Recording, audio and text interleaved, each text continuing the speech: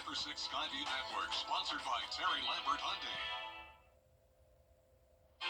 It's a cloudy Thursday and mostly dry, but we do have some light showers that we're seeing now on Live Viper 6, and rain chances will be sticking with us through the weekend.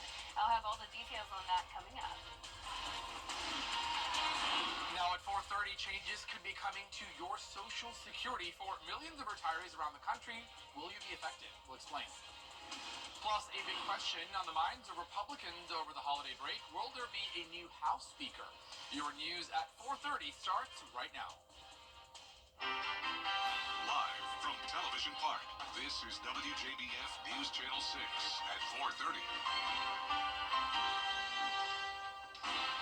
Good afternoon, everyone. Thanks so much for joining us at 4:30. I'm Archit Seshadri. Coverage you can count on starts right now with President Biden signing 50 bills into law, including several high-profile measures. The Stop Institutional Child Abuse Act, backed by Paris Hilton, will hold youth treatment centers accountable. There's another law that requires universities to disclose campus hazing incidents in their annual security reports. President Biden also signing bills naming post offices in federal buildings to honor veterans and late senators. One bill that's made the bald eagle the national bird of the United States. Millions of Americans could soon see potential changes to their Social Security benefits and access after the U.S. Senate voted to get rid of two provisions from the Social Security Act. Jamal Williams breaks down what this means for you. Public servants, retired police officers, retired teachers, retired firefighters, retired civil servants are currently seeing their Social Security dollars decreased upon their retirement. Millions of Americans could see changes that would put an end to decreased retirement benefits. On Saturday, a bipartisan effort led by Virginia Congresswoman Abigail Spanberger and Louisiana Congressman Garrett Graves voted to remove the windfall elimination provision, also known as WEP, and the government pension offset, known as GPO, out of the Social Security Fairness Act. These unfair provisions for decades have been, frankly, pushing some retirees just into really difficult economic hardship in their retirement. And so the effort to repeal these two provisions is something I've been proud to spearhead during my time in Congress, and we finally got it done. According to congressional research, workers like police officers, firefighters, and educators who get a public pension have received reduced benefits since 1983. This includes spouses who are unable to access benefits. A teacher who spends their entire career teaching, who might have a job every single summer or have jobs while they're going through school or various points throughout their time in teaching, that the earned benefits that they would have earned through their work, they would see that decrease. Spanberger says the potential changes would offer significant hope for those looking to see the fruits of their hard-earned labor. Communities across Virginia 7th District, across the Commonwealth of Virginia, who are going to be impacted and who are going to see a real difference into the future. The new act has hit President Biden's desk, so the next step is for him to sign it into law. 1 million taxpayers are getting up to $1,400 from the IRS. The tax agency says it's distributing nearly $2.5 billion to taxpayers who did not claim a recovery rebate credit on their 2021 tax returns. So people who missed one of those COVID stimulus payments or received less than the full amount are now eligible to claim the remaining balance. So they're reviewing all of that internal data. The IRS has determined that many people neglected to do so. The payments are being automatically sent to those who qualify by direct deposit or check, and most of those payments will come late January. Turning now to weather with Chief Meteorologist Jenna Petracci. And Jen, I understand we're getting a mixed bag of temperatures, a little cloud, a little rain, and a little sunshine. Huh? Yeah, temperature for everyone, Archit. Whether you like the warmth or the cold weather, we're getting it all over the next 10 days. And we're also getting some rain. Right now, it's definitely nothing too significant, but a few sprinkles around. And that's what you're seeing now on Live Viper 6. So you can see the green there from Aiken County down to Johnson County, with Augusta getting a little bit of that light rain, also down towards Hepzibah. Then further to the south, there's a look at Burke County and Jefferson, and parts of Emmanuel as well, near Midville and up towards Louisville. We have that one area of those scattered showers, but you can tell how light it is because you can really barely even see the rain coming down here on our Terry Lambert Hyundai Sky Skyview cam. This is a look into downtown Waynesboro. You can see there's a little bit of wetness to the roadway there, but our temperatures are definitely chilly today, and that is all due to the cloudy skies. So we're only at 46 degrees now in Augusta, 44 in Louisville, Bamberg a bit warmer at the 50-degree mark, 46 in Gibson, 47 in Edgefield, and 49 in Sandersville. So yesterday it was feeling a little bit more mild on Christmas Day. We also had the sunshine, so temperatures are now much cooler by a whole 12 degrees in Augusta, 15 degrees cooler in Louisville. The dew points are still pretty low though, so we're seeing some 30s, especially in our northern counties, so that's why the rain is very light. We really don't have a lot of moisture in the air. Winds are coming in from the northeast with high pressure up the east coast, 8-mile-per-hour winds in Aiken, 7 in Augusta. You can see the cloud cover and the scattered light showers all across the two-state, and there's that high pressure driving in the cooler air. And we're also watching this low pressure system out towards the west, producing rain and some strong storms around Houston, Texas. Now, we'll have a higher chance of rain over the next few days, but in the meantime tonight, for the most part, just cloudy and cool. Temperatures in the 40s. Looking ahead here, the rain chances do increase to 50% on Saturday and up to an 80% chance on Sunday with those much warmer temperatures. I'll have a look at that full 10-day forecast coming up, but back to you, Archith. All right, Jenna, thanks for those updates. Something for everybody. Well, the future of House Speaker Mike Johnson coming up. If you're ready to get rid of your Christmas tree, well, you have lots of options on where it can be taken to be recycled. We'll tell you where next. And if you're bringing out the Christmas tree this weekend, you may need to dodge some rain showers. We're tracking rain into the weekend, along with the chance of a few storms on Sunday. And we're warming up all the way back to the 70-degree mark, but it won't last for super long. I'll have your full Viper 6 forecast coming up. It's not hard to believe. I would think many would have a crush on Freddie. Yeah, who was it? Mary had a crush on him? That's exciting. Yes, I admit it. I had a crush on Freddie when I first started working here. Hey, he's a good-looking dude. I can't blame her. I taught him everything he knows. Oh, we love Freddie. He is a legend.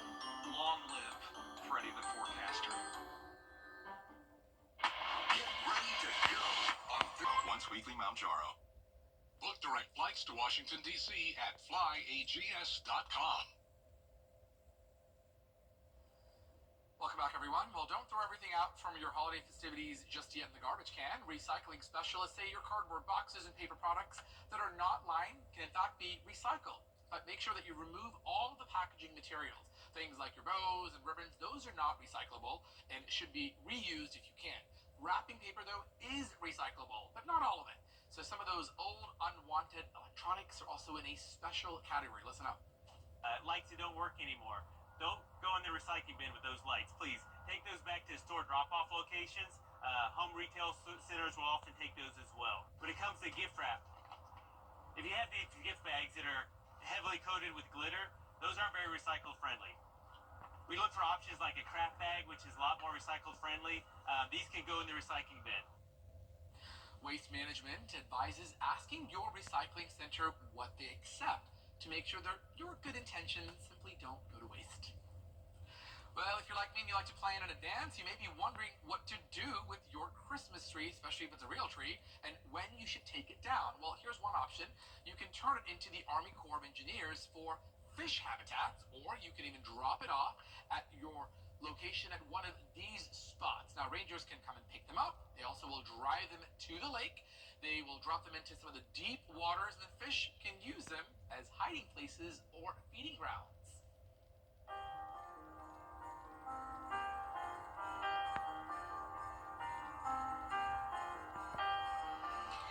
So what kind of treats do we leave out for Santa? I believe we left cookies and milk. Our family tradition with my kids is cookies and eggnog, but when I was a kid, it was always cookies and milk. So when I was younger, I used to leave out Christmas candy and also some chocolate chip cookies for Santa Claus. Of course, those are my favorite cookies, so I wasn't very happy that Santa got to enjoy them. Growing up, our tradition for Santa was always to leave out some cookies, milk, and we didn't forget the carrots for the reindeer, because that's always what we love to do. The night before, we would always leave out chocolate chip cookies and sugar cookies for Santa. We would bake them with my family, and I think the baking aspect really just gives him that warm at-home feeling and Even speaking of warm, I'm from Florida, so it wasn't really cold, but doing those things kind of just made it feel like Christmas or something that you see on a Hallmark movie. So milk and cookies is, the traditional way, but it is something that we used to do as a family. Back in the day as a child, it was always the classics, leaving Santa out some cookies and some chocolate milk for Santa, and it was always gone, as he left us some really nice presents. So again, it was the classic milk and cookies that we always left out for Santa. So one year I tried to leave some cookies, and then I woke up to, I guess, go use the bathroom, and I saw my grandmother eating them. So then the whole Santa thing was ruined after that. My parents was like, "Nah, we're not doing the whole Santa Claus thing anymore." But now that my parents are grandparents, they all about the Santa Claus. So that's bananas to me. So every year, my mom and I made Christmas cookies, no matter what, all different flavors, shapes, and sizes.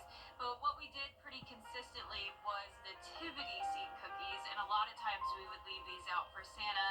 So he would get his cookies in the shape of animals, people, and a manger even, and they were all very colorful and decorated with sprinkles and all sorts of goodies. So that was always a very fun memory.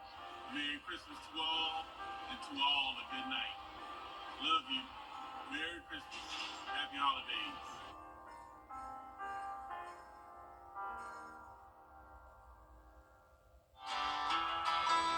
Point two. Weather headlines on News Channel 6, brought to you by Hickson Roofing. The Live 5 for 6 mobile app. Download it today. Now, your most accurate forecast with WJBF Live 5 for 6.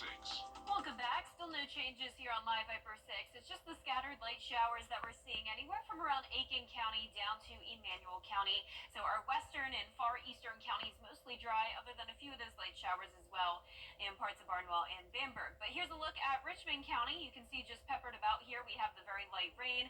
Further down towards the south, a little bit more coverage here in parts of Burke, Jefferson, Emmanuel County, but definitely not a washout today. It is completely cloudy though, so no sunshine whatsoever, but I hope you enjoyed the sunshine on Christmas Day yesterday. Our Terry Lambert Hyundai Skyview cam showing this overcast view from Wellstar MCG Health. The clouds today are certainly keeping our temperatures on the cooler side. We're only sitting at 46 degrees. Northeast wind bringing in that cooler air. 7-mile-per-hour winds at the moment here in town. Dew points are pretty low. So upper 40s is what we're seeing for the most part. A few of our areas at that 50-degree mark. Now we have an update. 52 in Barnwell, 50 in Ellendale. Evans, you're at 48, 48 in Saluda, 46 in Crawfordville, and 47 in Washington. Now you can see it's the same story all across the two-state. A little bit more rain here around the South Carolina coastline, and then a lot more rain out to the west of us, around the Arklatex region here. We have a big batch of showers and even a few storms, and some of those storms are strong around the Houston area. Now, up the East Coast, we have high pressure, and that is leading to the wedge effect. So that's why we have the cloud cover, cooler temperatures, and a little bit of rain. Tomorrow, it's going to be the same thing again. So 40s in the morning, only climbing into the 50s in the afternoon with overcast skies. Saturday and Sunday, same thing again. Cloudy with the rain, but notice the rain chances are much higher on Saturday and especially on Sunday. That's when we could be tracking some storms. We will have the temperatures warming up all the way to the 70-degree mark Saturday and Sunday. Then we cool back down as we head into 2025.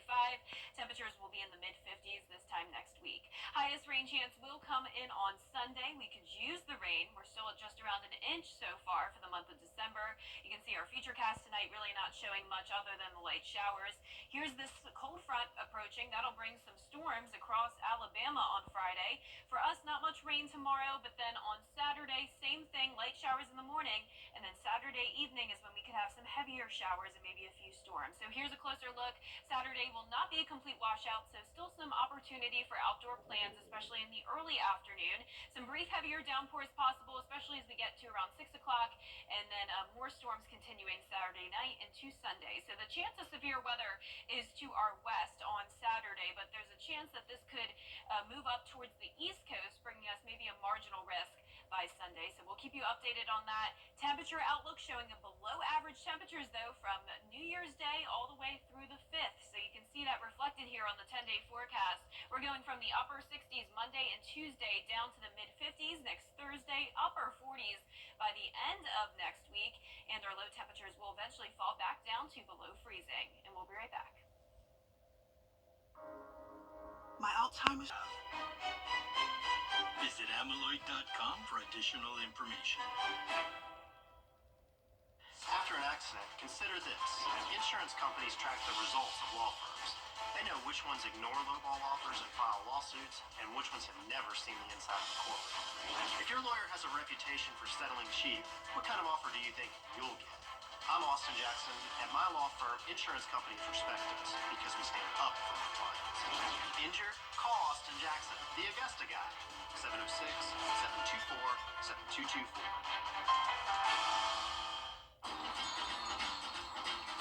Welcome to Nissan. Are you interested in a test drive? Absolutely. There's the all-new Kicks, the new V6-powered Frontier, and the Nissan Rogue. Consumer Guide's Best Buy 10 years in a row. Finished with all your holiday shopping? We are now. Hurry in to the Nissan year-end sales event. Get 0% financing for 60 months on Rogue, one of 6 Nissan vehicles with starting MSRP under $30,000. It's MASH on BTV. Coming up next on News Channel 6 at 5, what are the chances that sports betting could be making a comeback to South Carolina? The push for and against it. Weather headlines on WJBF News Channel 6. Brought to you by Hickson Roofing. If your roof needs fixing, call Mr. Hickson. For the best deals on